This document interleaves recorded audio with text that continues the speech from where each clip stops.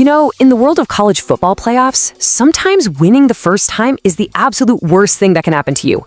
We're going to look at the Sugar Bowl between Georgia and Ole Miss, and I think it might just prove that whole theory right. Okay, let's get into it. So this is the big question, right? It hangs over every single playoff rematch. Georgia already beat Ole Miss this season, but in the crazy pressure of the playoffs, believe it or not, that could actually be a disadvantage. We're about to see if Ole Miss has what it takes to completely flip the script. We're going to use the wild back and forth first half of this very game to really dig in and see if this whole revenge game theory actually holds up when the stakes are this high. And man, right from the opening kickoff, Ole Miss played like a team that had something to prove. They came out absolutely on fire, like they were determined to show everyone that their first loss to Georgia was a total fluke. And they made a huge statement early. Ole Miss was just on fire, putting up points with a couple of long field goals and a touchdown to grab a commanding lead. In Georgia, their explosive offense looked like it was stuck in mud. The whole revenge narrative, it was writing itself. But then, everything changed. Just look at the difference here. It's night and day. Georgia's first 2 drives, a total bust. 9 plays, a measly 37 yards, 0 points. But on their next 2, it was like a completely different team ran onto the field. 19 plays, 150 yards, and 2 touchdowns. Just a complete 180. And that brings us to the comeback. Just when it looked like Ole Miss was about to run away with this thing, the Bulldogs woke up in a massive way. So here's how it went down. They're down 6-0, and Georgia desperately needed a spark. Well, they got it. A big, powerful run from Nate Frazier, a slick catch from Colby Young, and then the quarterback, Gunner Stockton, he just takes it in himself to finish off a massive 75-yard drive. All of a sudden, we had ourselves a ball game again. And they were not done. Not by a long shot.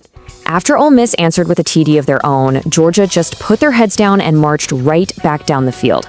Another 75-yard drive to take the lead 14-12. That is championship composure right there. But, you know, in the middle of all that incredible team effort, one player was about to etch his name into the history books. Wow. With just 1 catch on that drive, his 77th of the season, junior wide receiver Zachariah Branch broke a school record that had stood for over 30 years. What an incredible moment for that kid, and on the biggest stage, no less. But you know, for all the incredible offense we saw, the single most electrifying play of the entire half didn't come from the offense at all. It came from the defense, and it totally, completely flipped the script of this game. Okay, so picture this. Ole Miss has the ball. They're driving down the field, and it looks like they're about to take back the lead right before halftime. You can feel the tension in the stadium.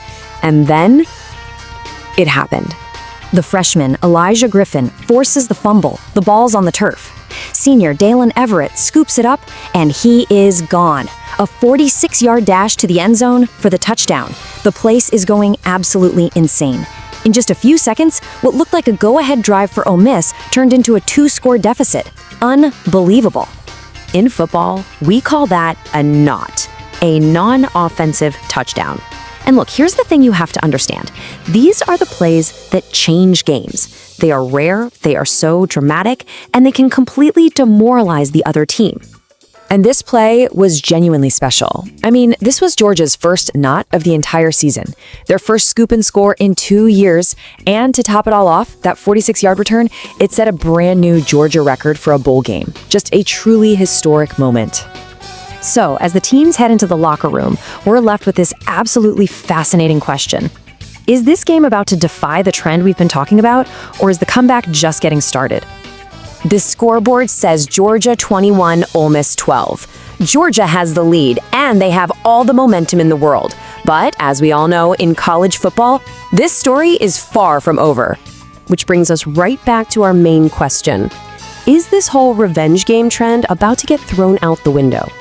Let's look at the history, because it's pretty telling. In the 4 playoff rematches we've seen before this, the team that lost the regular season game came back to win 3 times.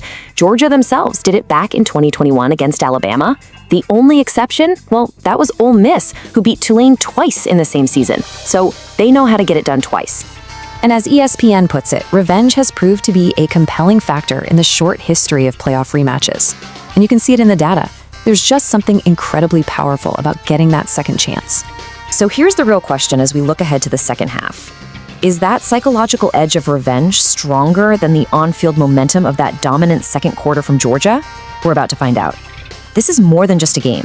It's a test of one of the most interesting trends in all of college football.